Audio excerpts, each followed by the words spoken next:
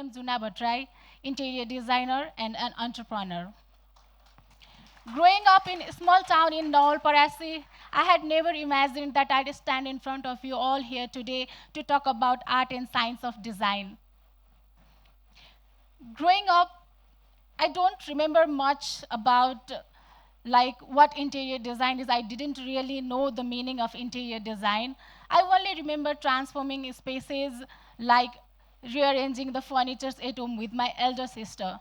Colors and patterns fascinated me, and I loved experimenting with them. Back then, I didn't realize those were the seeds of my passion for design. So my higher education took me to Kathmandu, and I studied science initially. However, the emerging field of interior design in Nepal led me to enroll in bachelor's program in interior design. The curriculum was a revelation.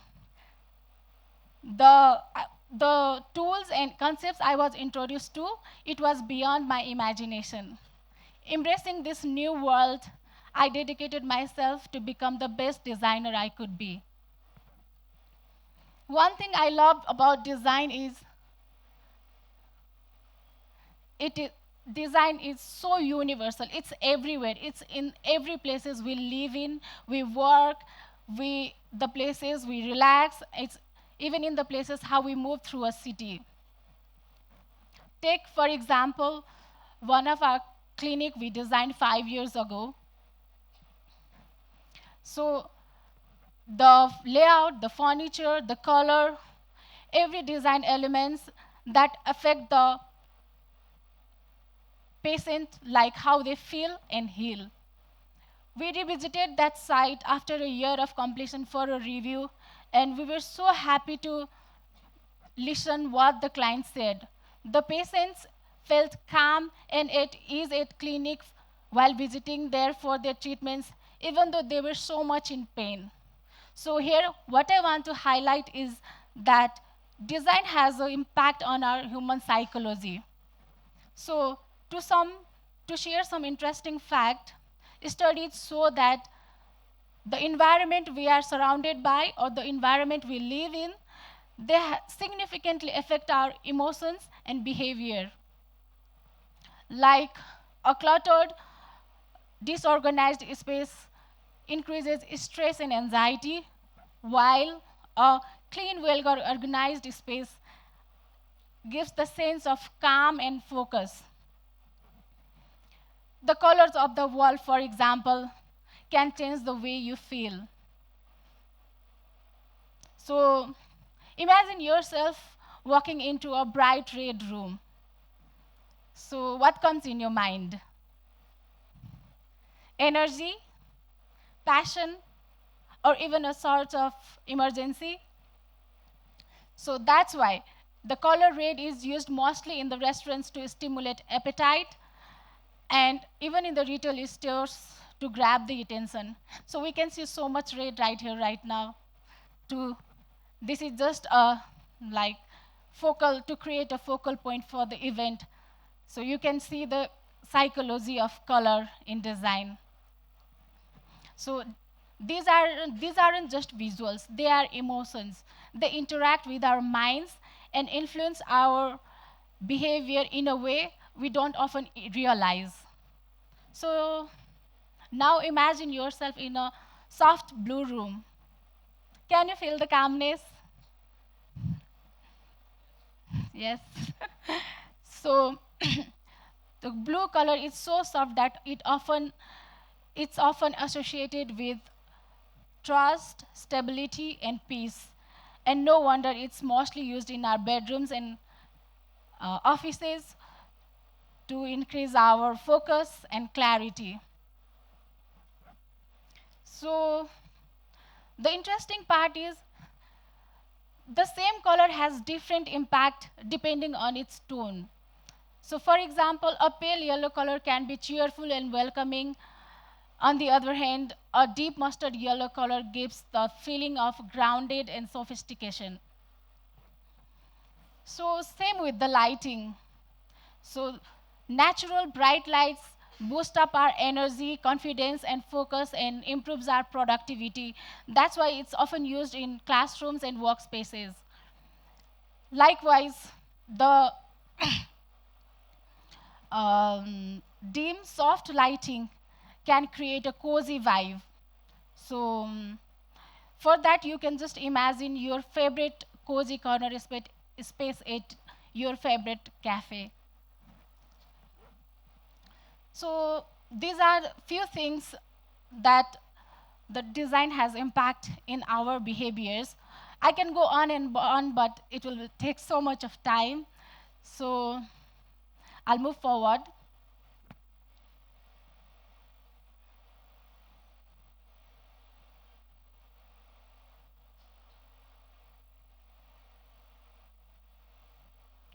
So, throughout my career, I have had my clients come to me and ask the questions like, why do I need an interior designer when I already have a contractor?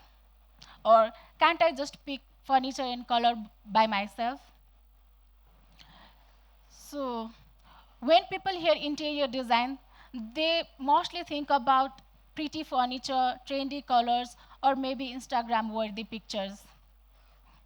And yes, it is part of it, but what truly interior design offers is to make our lives more meaningful, more comfortable, more convenient, more easier.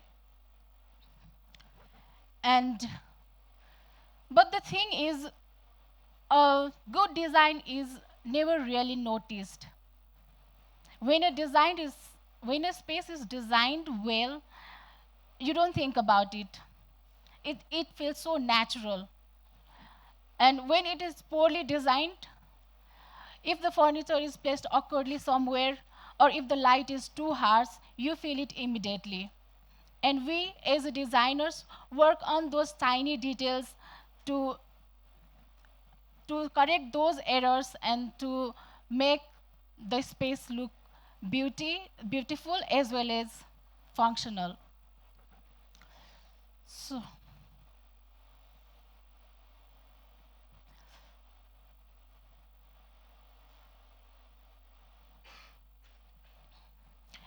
and as designers, we listen to our clients' needs and dreams, and we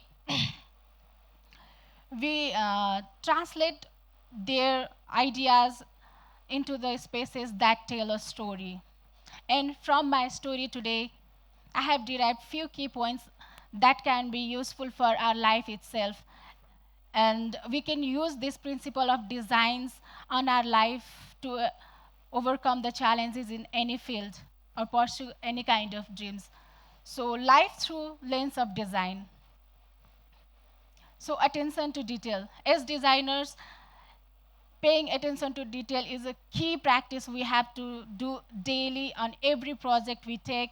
And like in design, in life also, we have to pay attention to every small activities we take on, like how we walk, how we talk, what we say or what we don't say.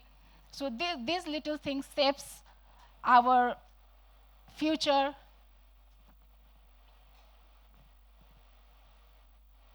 So second lesson is adaptation. Just like how trends evolve and clients needs shift from this to that, and innovation space demands innovation, same like that, we need to like embrace the change in our lives and accept it rather than fear it. So authenticity is the key for me, major key for me to develop myself as an interior designer in Nepal. So what happens is the most beautiful space isn't the one which looks perfect, but it gives that authentic feel. So in life too, authenticity matters because it helps us creating a lasting connections, build trust and connections.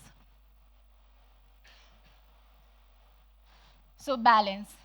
balance is something that keeps move you forward in any field, just like in design. So as a designers, we keep balance between functionality and beauty. And in life, we have to keep balance between the reality and dreams and all other major things that are happening in our life. So breaking the patterns. So as a designer, we always think of creating something extraordinary, something unique. So for that, we have to practice things that hasn't been done before. Or same in like a design, in other fields too. If we follow one pattern, then there's so much monotony. So we have to think something unique and differently in which later on help on innovation. The word innovation itself is like breaking the pattern and thinking differently. So collaboration creates masterpiece. No design is done in isolation, and no life is built alone. So collaboration is something that I learned only after entering into this entrepreneurial journey and building my teams. At first, I used to think like it's just like giving orders and taking the decisions. Leadership was just like giving the orders and taking the decisions. But then I quickly realized that it was about allowing others to sign, learning from them, and creating something better together. So this is this is very important in any other business or any other uh, venture you are working on.